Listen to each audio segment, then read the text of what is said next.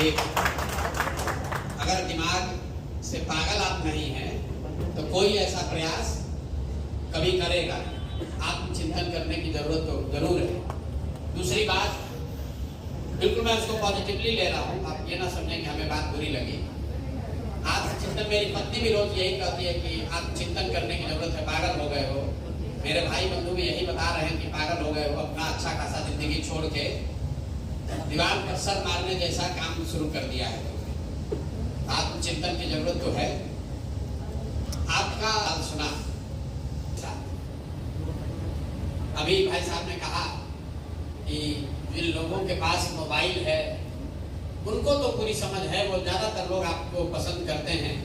ये बताइए कि जो अंतिम पीढ़ी पर, अंतिम सीढ़ी पर लोग हैं जिनके पास मोबाइल नहीं है, खेत में काम कर रहा है, उसको कैसे सुधारें, उसको कैसे बताएं? क्योंकि जब तक वो नहीं सुने समझेगा तब तक आप जीत नहीं सकते। ऐसी इनकी पीड़ा है या चिंता है।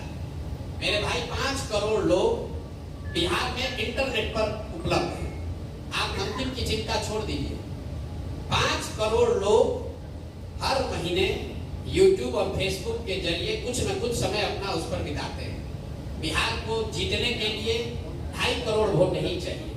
और यहाँ लेकिन दुख की बात देखिए, या चैलेंज कर लीजिए, दुख तो क्या ही होगा, यहाँ पर बैठा हुआ तो हर आदमी मोबाइल से जुड़ा हुआ है। आप लोग तो प्रबुद्ध भी हैं, सुनते भी हैं, पढ़ते भी हैं, चिंतन भी करते हैं, और आपने अभी कोई एक भी सवाल ऐसा नहीं पूछा है जिसको मैंने इंटरनेट पर 1 बार नहीं, 2 बार नहीं, दसियों बार जिसका जवाब न दिया। तो चिंता का कारण ये नहीं है कि खेत में काम करने वाली महिला को पता नहीं है कि जन स्वराज क्या है। चिंता का कारण ये है कि जो मुजफ्फरपुर में पढ़ा लिखा व्यक्ति है, दिन में 4 घंटा इंटरनेट देख रहा है, जन स्वराज के बारे में जान रहा है, उसको भी वही सवाल पूछना है जो आज से 2 साल पहले उस किसी व्यक्ति ने पूछा होगा जिसको जन स्वराज के बारे में पता नहीं है। कुछ लोग ऐसे बता रहे हैं, आप पर भरोसा क्यों करें, कैसे आप सुधारिएगा? मेरे भाई, आप तो ऐसे बात कर रहे हैं जैसे आपके पास कितना विकल्प है। विकल्प न होने का रोना रोने वाला समाज खड़ा होकर कह रहा है कि ये नए विकल्प पर हम भरोसा क्यों करें? भाई मत करो, बिल्कुल मत करो। आप तो बढ़िया आपका जिंदगी चल रहा है, आप काहे किसी नए विकल्प की तलाश में हो? आप एक्सपायरी दवा खाकर खुश हैं, तो नया दवा का ट्राई करने का क्या जरूरत है? प्रोफेसर साहब खड़े हुए, अच्छी बात इन्होंने कही, हम अपना गुलामी क्यों दे दें आपको? हम अपना वोट देकर व्यवस्था क्यों बदलने हम तो आए हैं, हम आपको देने क्यों आए? ठीक बात है भाई। अभी तक जिसको वोट दिए हैं उसमें आपका कितना अधिकार है वो बता देना भाई, हम उसको समझ लेंगे। यहाँ पर बैठे हुए जितने लोग हैं, 2/3 से ज्यादा लोग बिना व्यक्तिगत राय पूछे हुए हम कह सकते हैं कि आपने एनडीए को, भाजपा को वोट दिया होगा। साथ में आप ये भी कह रहे हैं कि आपकी दुर्दशा कितनी है और कितने बार से एनडीए को वोट दे रहे हैं ये भी आपको मालूम है। तो भाई आप इतने ही बड़े प्रबुद्ध हैं, इतने समझदार हैं, तो आपकी इतनी दुर्दशा है तो एनडीए छोड़कर कोई दूसरा विकल्प बना लेते हैं। कहते हैं भैया हमारा तो कुछ है ही नहीं, क्या करें, विकल्प नहीं है, लालू को तो दे नहीं सकते हैं, तो फिर वही किसे पीटे को वोट दे रहे हैं। तो जितने लोग ये कह रहे हैं प्रबुद्ध लोग कि हमारे पास तो विकल्प नहीं है, आप जरा बताइए कि ईवीएम पर नोटा बटन है कि नहीं? और आप लोग तो पढ़े लिखे व्यक्ति हैं, अगर नोटा को किसी दूसरे उम्मीदवार से ज्यादा वोट आ गया होता तो कानून कहता है कि फिर से चुनाव होता, तो काहे नहीं आपने नोटा को वोट दे दिया? तो भाई प्रबुद्ध कहने से और सवाल करने से नहीं होगा। आप में से ज्यादातर लोग वो हैं जो वोट देने भी नहीं जाता। ये हम नहीं कह रहे, ये तो इलेक्शन कमीशन का आंकड़ा बता रहा है। बिहार में टोटल वोट ही पड़ता है 50-55%, और उसमें भी शहरों में वोट पड़ता है 40% से कम, और शहरों में भी मध्यम वर्गीय जो बूथ हैं वहां पर 25 से 30% वोट पड़ता है। ये इलेक्शन कमीशन का आंकड़ा है। 10 में 2 या 3 आदमी वोट देने जाता है और वो सवाल ऐसे कर रहा है, भाई वोट क्यों दे तुम्हें? बिल्कुल ठीक बात है भाई, तुम कैसे भी वोट देने नहीं जाओगे? सवाल करना छोड़कर आपने इसके अलावा कुछ किया क्या है? अभी बिहार के जो बुद्धिजीवी लोग हैं, आप ही लोग के लिए प्लेटो ने कहा है, हम भी बुद्धिजीवी अपने आप, हमको भी किसी ने विद्वान कहा, हम IITian नहीं है, हम IITian सर नहीं है, IIT जाने की हमारी औकात नहीं थी स्टूडेंट के तौर पर, लेकिन पढ़े लिखे आदमी है तो बुद्धिजीवी कह सकते हैं। प्लेटो ने कहा, if you do not participate in democracy, be ready to be ruled by your inferiors. अगर आप राजनीति में भागीदार नहीं हैं तो इस बात के लिए तैयार रहिए कि कोई मूर्ख आदमी राजा बनकर आप पर शासन करेगा।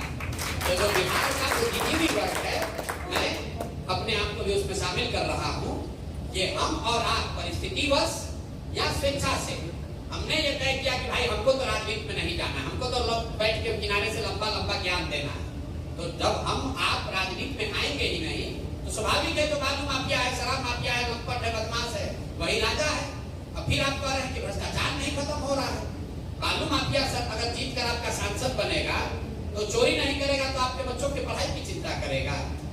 जैसा बोइएगा वो काटिएगा, जैसा बोइएगा वही ना काटिएगा। भाई आप कह रहे हैं कि आपकी क्यों जनसुराज पर भरोसा करें?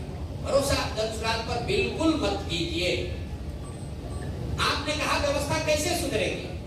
व्यवस्था सुधारने का सीधा तरीका यह है कि जिसको भी चुनिए, जिस किसी को भी चुनिए, उसको अकाउंटेबल बनाइए। अकाउंटेबल कैसे बनेगा? 5 वर्ष आपका वोट व्यवस्था ने बनाया है 5 वर्ष के लिए। जिसको अच्छा लगे, जिस पर भरोसा करें, उसको वोट दीजिए।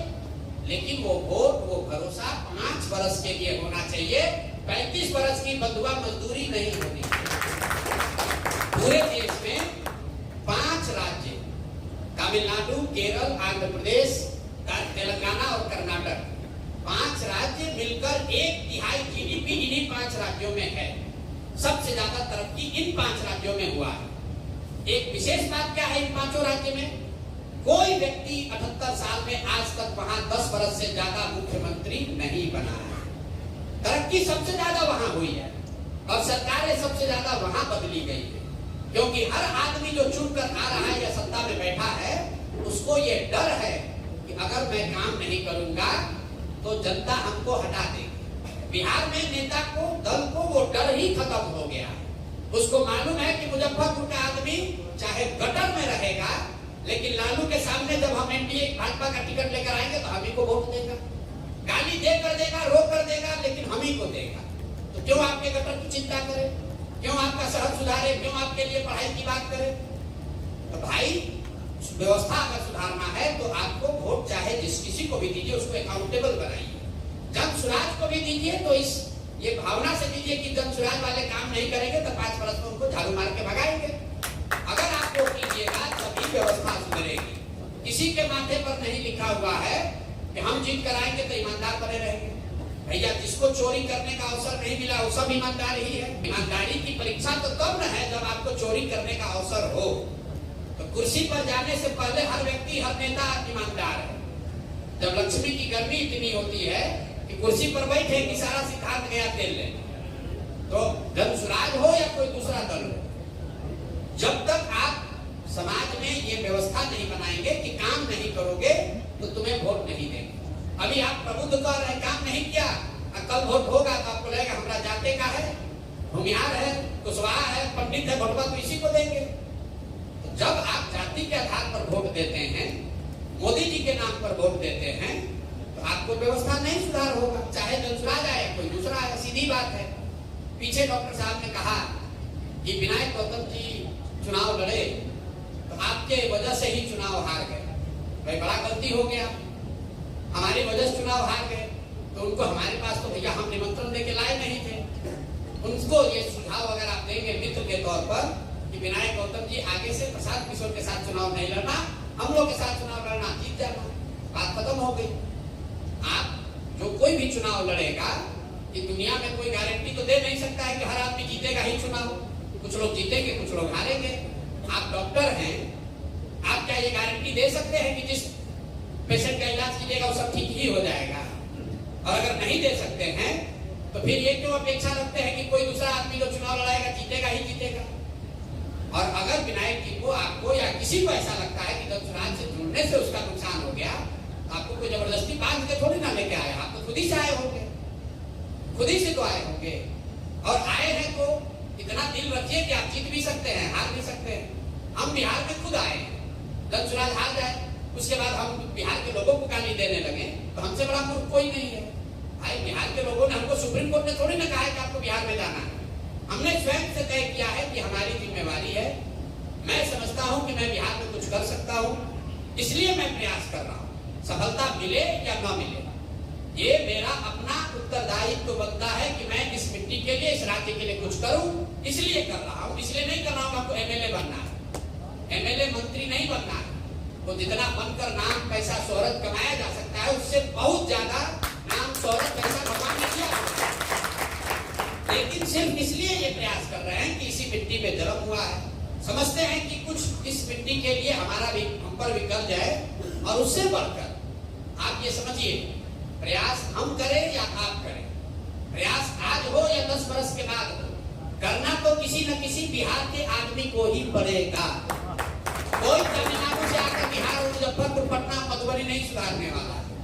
आपको तय करना है कि आप किसी के प्रयास में कंधा लगाना चाहते हैं कि बैठ के कमेंट्री करना चाहते हैं। बिल्कुल आप एकदम बिल्कुल स्वतंत्र हैं, कीजिए, जितना कमेंट करना है कीजिए, क्रिटिसाइज करना है कीजिए।